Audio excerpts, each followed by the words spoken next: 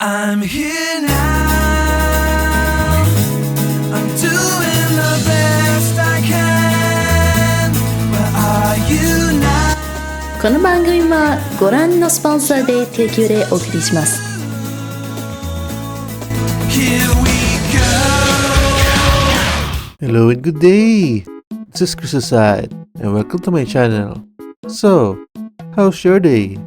Well, I've made already 2 episodes about my pet peeves on anime. I was planning to make the 3rd episode, but let's change it up a bit. Let's talk about anime, tropes, comments that I like. So no side eyes or judgmental eyes for today. With all that said, here we go. 1. Super Robot Docking. It's obvious by now that judging from my channel that I love mecha. In the Super Robot category, there is a specific mecha that I love more, and those are combiners. I love combining mecha, either from vehicles combining to a big mecha or small robots combining to a big mecha. Bonus points if it's big mechas combining into bigger one. By that, one of my favorite is the 𝐂𝐫𝐞𝐝𝐢𝐭𝐬 because it started with 3 small mechs combining into a big mecha, then later on combining with another 2 big mecha to form one even bigger mecha. 2. Real Robot Armor Plating. Now to the Real Robot category, I am a big fan of mechs with bulky figures.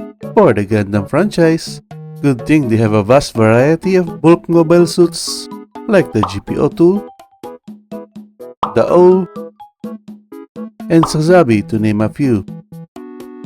I am also a fan of mobile suits that gets upgraded into bulk stature, like the H1 Full Glanza, new Gundam Heavy Weapon System, and Full Armor Double Zeta Gundam. To a non-Gundam franchise, I would have to say I like the Armored Valkyrie and Black Selena as an example. 3.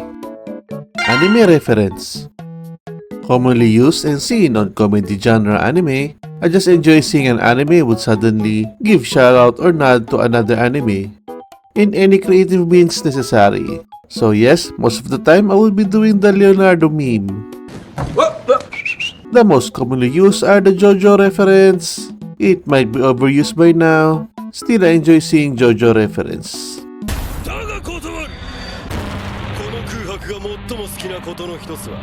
自分が絶対的優位にあると思っているやつにノーと断ってやることだ。 But the types of reference that I enjoy the most are that specific shoujo art. Actually, I don't know what to call this. So for now, I'll just call it the Rose of Versailles. It's when the face of the character will suddenly transform into the shoujo art style. I especially like it the most when they do the shock or surprise shoujo face, where the iris disappears.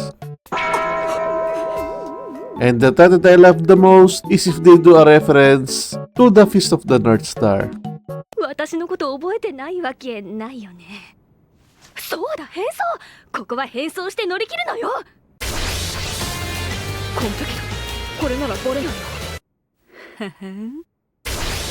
マーキン、拷問対決ね。乗っかるんじゃねえよ、貧乏神。逆に目立ったのね。あ、流行ってんのか。お前もか。あ、やめてください。やめろ、フラッシュが嫌がるんだ。やめて。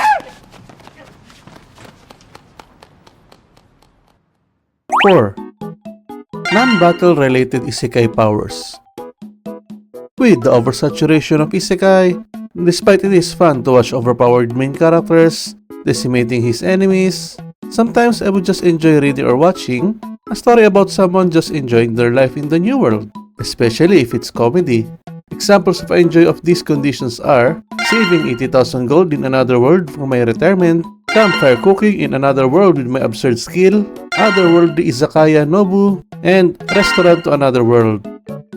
These 3 I recommend either the anime or manga, but if you want to try this one, I recommend to go for the manga. Like example in the anime, only one ancient dragon appeared, but he was defeated and ran away. In the manga, on the other hand, the ancient dragon is accompanied with 2 young dragons. These 2 new young dragons are one of the newborn in their race. But due to overconfidence, the 2 young dragons got killed.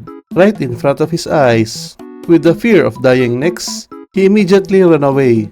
With a special bonus of having trauma interacting with humans, now he hides in his home cave and spends the rest of his life blaming himself, forgetting the newly born dragon's death.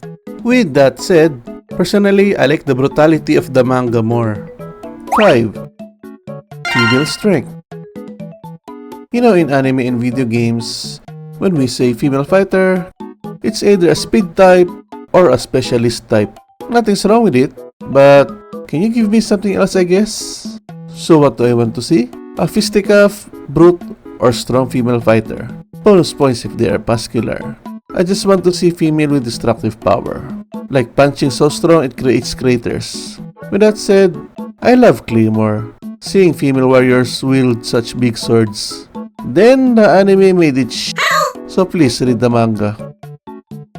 6. When the music starts.